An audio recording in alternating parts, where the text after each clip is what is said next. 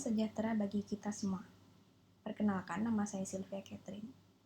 Pertama-tama, saya ingin mengucapkan banyak terima kasih untuk pembimbing saya, yang terhormat Dr. Prima Mayasari, spesialis mata konsultan, subspesialis glaukoma. Pada video ini, saya akan memaparkan telaah ilmiah saya yang berjudul Terapi Pembedahan pada Glaukoma. Berikut outline-nya. Yang pertama, pendahuluan. Glaukoma adalah penyakit mata yang disebabkan oleh kerusakan saraf mata, disertai menyempitnya lapangan pandang dan hilangnya fungsi penglihatan. Faktor risiko utama yang menyebabkan glaukoma adalah peningkatan tekanan bola mata. Glaukoma mendapat julukan si pencuri penglihatan karena penyakit ini merusak penglihatan seseorang secara perlahan tanpa adanya gejala yang khas. Kebanyakan penderita glaukoma tidak menyadari adanya gangguan penglihatan sampai sudah terjadi kerusakan yang lebih lanjut. Glaukoma menyerang lebih dari 67 juta orang di seluruh dunia dan diperkirakan 10% penderitanya akan mengalami kebutaan yang irreversibel. Tujuan utama dalam pengobatan glaukoma adalah untuk menurunkan tekanan intraokular, baik itu dengan terapi medikamentosa maupun tindakan pembedahan. Namun, apabila terapi medikamentosa gagal dalam mengendalikan tekanan intraokular, maka laser dan pembedahan dapat dilakukan. Kemudian, tinjauan pustaka. Anatomi bilik mata depan. Segmen anterior terdiri dari kornea, ruang anterior, iris, lensa, badan siliaris, dan bagian anterior sklera. Bilik anterior dibatasi oleh kornea di anterior dan oleh iris dan pupil di posterior. Sedangkan bilik posterior dibatasi oleh iris di anterior dan oleh badan siliaris dan lensa di posterior. Di dalam bilik mata depan inilah terisi aqueous humor. Sudut ruang anterior terdiri dari garis Schwabe, jalinan trabekular anterior dan posterior, skleral spur, dan badan siliaris. Struktur ini terlibat dalam produksi dan drainase aqueous humor mata dan pemeliharaan tekanan intraokular. Kemudian, fisiologi aqueous humor. Aqueous humor adalah cairan transparan yang diproduksi oleh badan siliaris dan menempati ruang anterior dan posterior mata. Produksi cairan aqueous dan tahanan aliran keluar cairan aqueous menentukan tekanan intraokular. Volumenya sekitar 250 mikroliter dengan laju produksi sekitar 2,5 mikroliter per menit.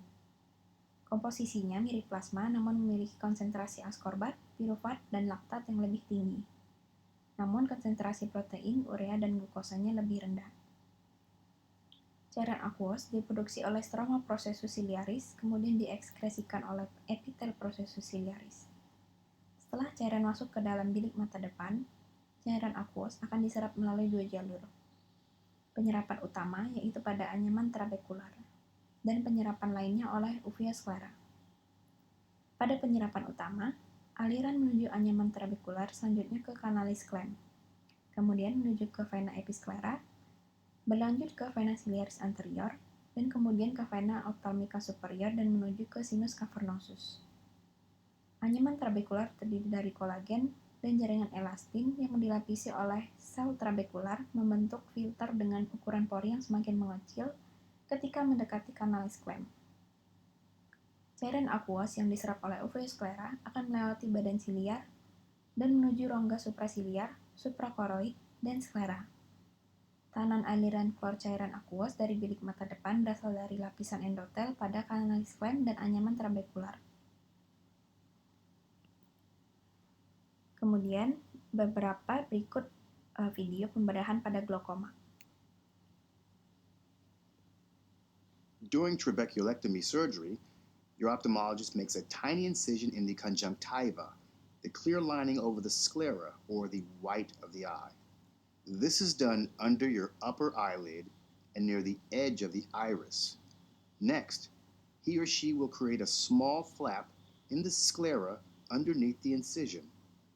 Then a tiny piece of tissue is removed under the flap to make an opening into the eye. A small piece of the iris may also be removed to keep it from blocking the opening. This opening serves as a new channel for fluid to drain gradually from the eye, reducing pressure.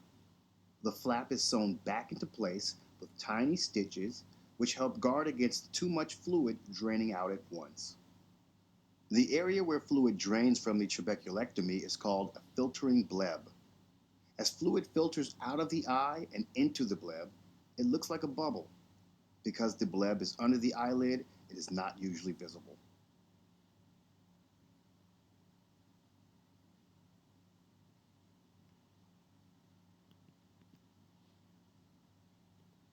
This is a video demonstrating the Cahook dual blade. Here we're inflating the anterior chamber with Provisc. We're placing a disposable gonial lens on the patient eye. Prior to this, the patient had underwent cataract extraction with phaco emulsification and placement of intraocular lens. You can see us zooming in to visualize the angle, which is done with the patient's head turned away from the operating surgeon and the microscope rotated towards. The Cahook dual blade has been entered into the anterior chamber.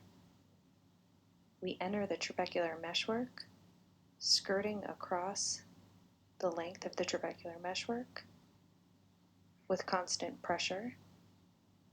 We rotate the gonioprism to visualize the trabecular meshwork that's been liberated. We flip the Cahook dual blade in the anterior chamber and rotate in the opposite direction to achieve a similar length of liberated trabecular meshwork connecting with the initial strip. We do see some reflexive heme, which is expected given entrance into Schlemm's canal. Here we're attempting to connect the two strips of trabecular meshwork together. We flip the Cahook dual blade and enter the opposite side of the channel. We place some additional viscoelastic material into the angle in order to reduce the hemorrhage and better visualize the trabecular meshwork liberated. We're going to use Utrata forceps here to remove the small strip of trabecular meshwork. This is an additional step that we did to ensure minimal inflammation postoperatively, but is not typically necessary if the trabecular meshwork is not heavily attached to the angle, as irrigation and aspiration will remove any remaining tissue. At this point, we remove the gonioprism and rotate the patient's head back to center position. We use the irrigation aspiration handpiece to remove the viscoelastic material from the angle as well as within the capsular bag. We do see some hemorrhage that is absorbed back into the cannula. We want to make sure to remove all of the viscoelastic material from the angle to prevent a pressure spike. We're going to hydrate our main wound made with a 2.4 millimeter keratome blade as well as our paracentesis. Do notice some heme in the anterior chamber at this point. We enter into the main wound to perform an AC washout. We hydrate the main wound and leave the pressure slightly higher, checking with a Wexel to ensure that there is no leak.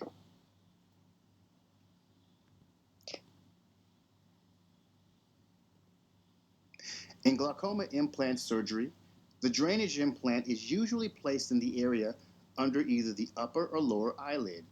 The ophthalmologist will stitch the implant to the sclera, the white part of your eye. The ophthalmologist may cover the tube of the implant with a patch. Fluid will drain into the area around the implant. A tiny tube is attached to the drainage implant and inserted into the front chamber of the eye, usually just in front of the iris. The tube sends fluid from the inside of the eye to the implant, where it is absorbed into the body.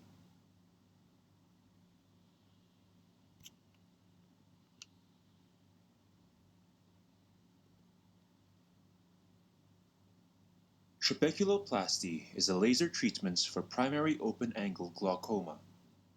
The laser is used to treat the trabecular meshwork through which the aqueous humor drains. In this procedure, the eye is numbed with eye drops. A special laser lens is placed on the eye to help control the direction of the laser beams. The laser burns a small area in the trabecular meshwork, opening up the drainage canal. About 50 spots over 180 degrees of the meshwork circle are treated in one therapy. The original laser trabeculoplasty procedure applies argon laser of 514 nanometer wavelength on half of the meshwork circle in one treatment. Although a second treatment can be performed on the other half of the circle, the procedure is generally not repeatable as it causes extensive scarring of the trabecular meshwork. The newer technique, selective laser trabeculoplasty, or SLT, uses a solid-state laser of 532 nanometer wavelength. The pulse energy of SLT is about 100 times lower than the traditional argon laser trabeculoplasty. SLT selectively targets pigmented cells while leaving the rest of the trabecular meshwork tissue intact. For this reason, it can be applied to 360 degrees of the meshwork in one treatment and is considered safe to be repeated.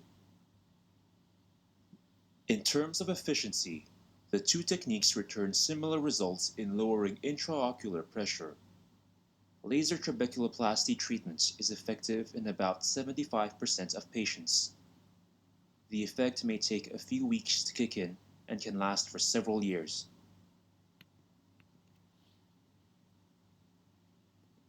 With laser iridotomy, the ophthalmologist uses a focused beam of light to create a tiny opening about the size of a pinhead in the iris. This opening allows trapped fluid behind the iris to flow into the front of the eye, usually reducing pressure. A laser iridotomy is an important way to treat or prevent a sudden rise in eye pressure that can seriously affect your eyesight.